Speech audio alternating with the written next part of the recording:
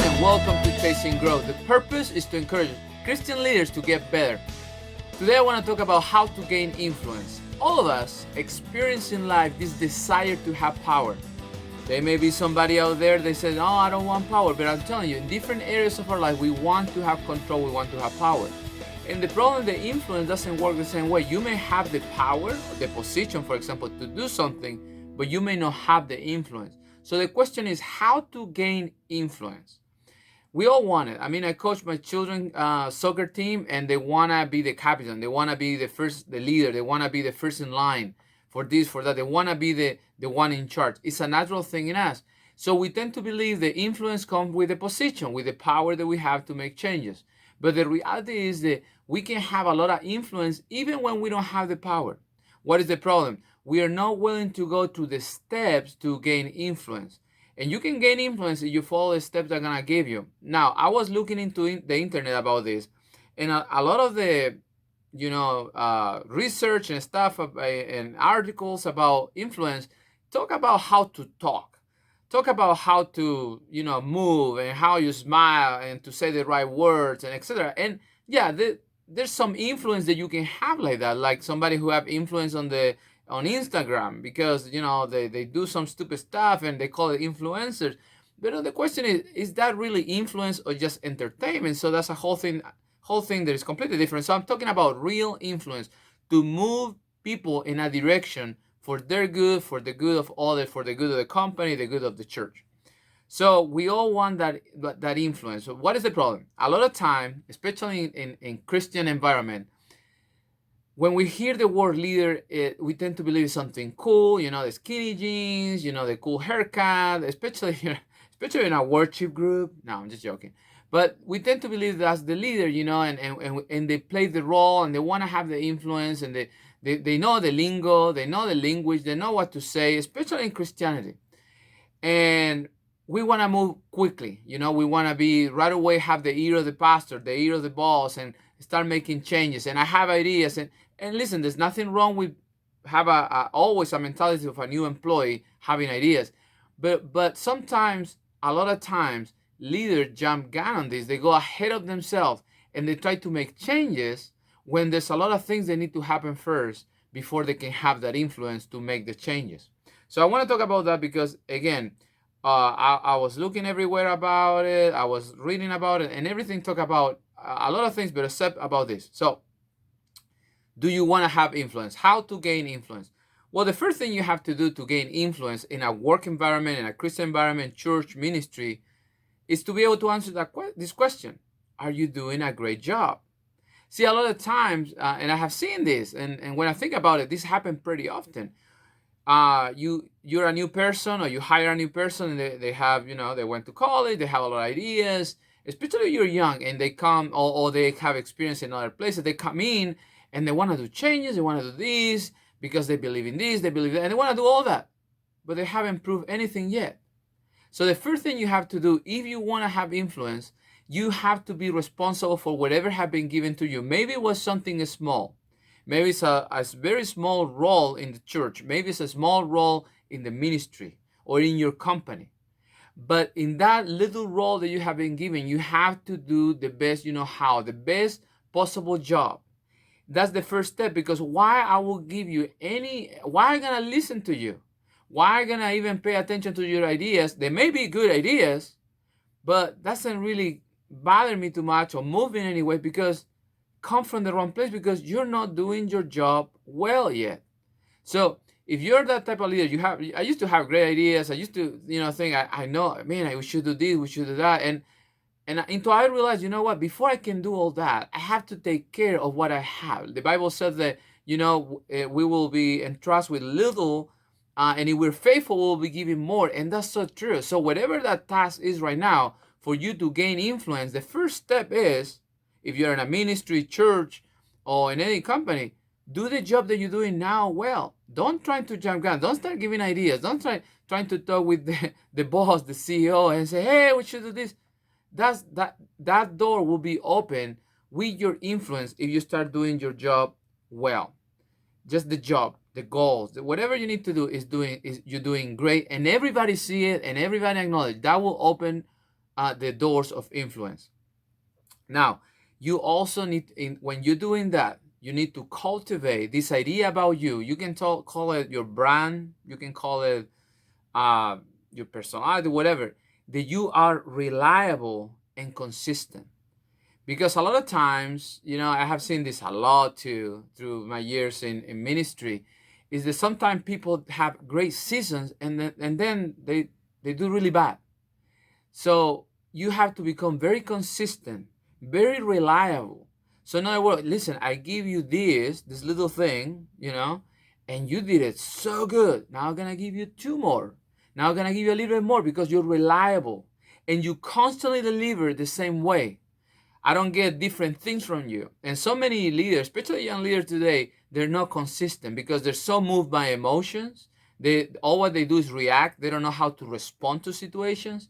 So if you're in that place where you're starting as a leader, you're a young leader, the first thing you have to do is to become reliable. Why am I gonna listen to you, to your insight, if you're not even reliable or consistent? Yeah, it may be a great idea, but I may not listen very much. I don't want to really talk to you because you know what? You have things to take care. And one other thing is do a good job. And second, be consistent and reliable. So your focus should be on that. Do a good job, be consistent and reliable. Now, you're new in your job, you're a leader, you want to lead, you want to go, you're in church, you're in ministry, you want to preach, you want to do all those things. And one of the things that sometimes immature leaders do, and I encountered this so many times in the hallways, they complain about leadership. They complain about leadership. Like somehow that will help them to move forward. Let me tell you, that's the wrong path. If you're complaining about leadership, if you're somebody who speaks bad about the leadership who's above you, let me tell you, one day you will be in that position and you probably, you don't want people doing that to you. So why are you doing it to them? So the first thing, if you are in that place because you have ideas, you have the motivation, and you think things don't move as fast as you want to, be very careful how you speak about your leadership. And I know when I'm saying this, some of you say, oh, that's true. Because, people say things like, oh, here always this way. We always, what is happening here all the time. Stuff like that.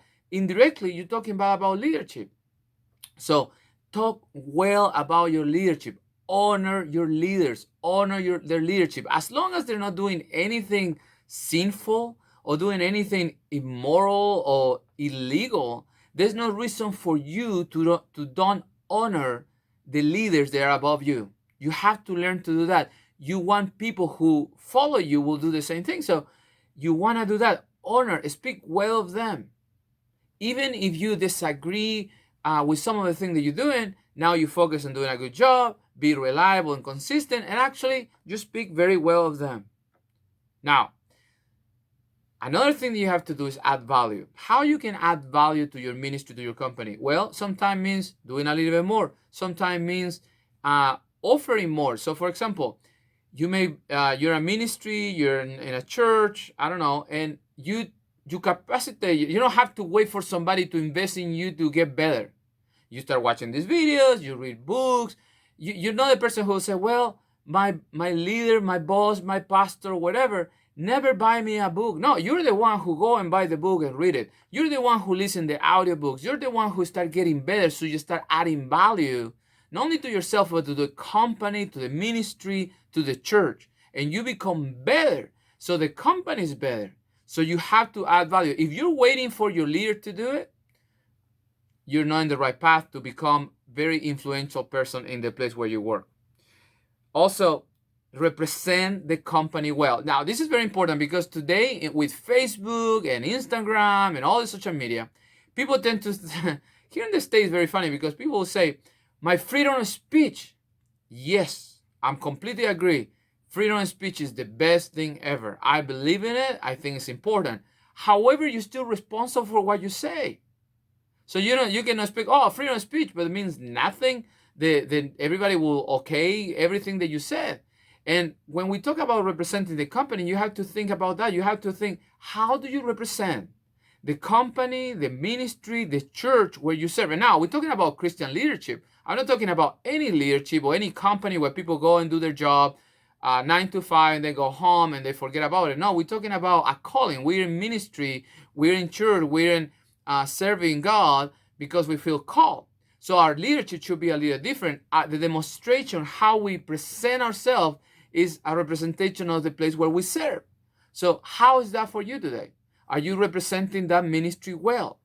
And I'm telling you, I work in ministry, and I'm concerned about everything that I do outside of the four walls of my church, because how people can see it and what can gonna think. That I don't want the place where I serve, it will be in the news because I was doing something stupid. And I believe that's important because, again, not only honor leadership but honoring the place where I work. I try to represent the best I know how the place where I serve the Lord. So you have to think about that. And finally, you have to learn to listen, to wait, learn.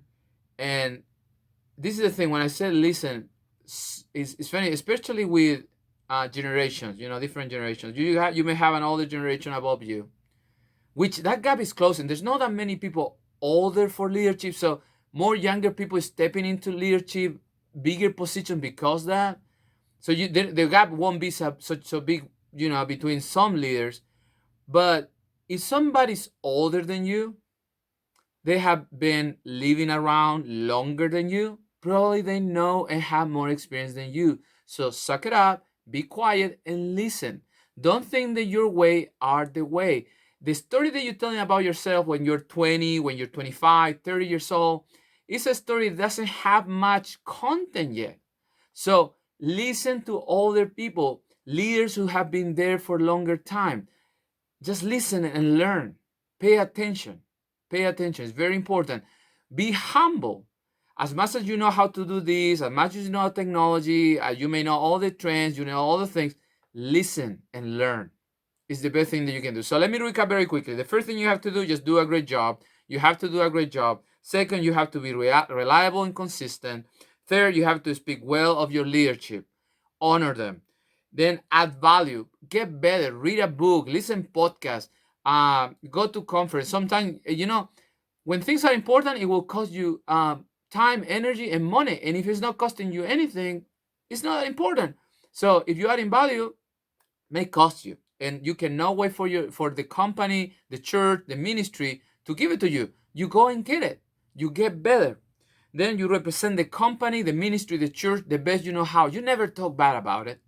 You, even when you go to the store, imagine that everybody know you work and you ministry in that place. So you behave and act that way. Always on. And it's so important, always on. The reality is that for leaders, there's no time off. There's no time off, and you have to learn that. You're always on, and that's part of the calling. It's so important. You cannot say, "Oh, today I don't gonna be a pastor, so I'm just gonna go and do stupid stuff." That doesn't work. If you serve in ministry as a leader, you know that's not true, and you have to be on all the time. And it's just part of the calling. It's part of the cause. So, and then listen and learn for people who has been there before. Be patient. Be patient. Listen and learn from people who have been there before, and then when the time comes, when the time is ready, then you're gonna have your space, you're gonna have the platform, maybe the stage and the microphone to speak and talk and mold the culture and make real changes and changes for the good. So don't go ahead of these steps. Leave all this, enjoy it, learn, go through all this, and gain influence in your place of ministry, in your place of work, in your family, in any place. But if you try to avoid this and jumping gun, go on ahead of yourself, you will experience problems. And in the next podcast, we're going to talk about something that requires for leaders, and I'm going to touch on this too. But remember, these are steps that are going to help you to gain influence in any place where the Lord will assign you to be. God bless you. Have a great week. My name is Pablo again. Ciao.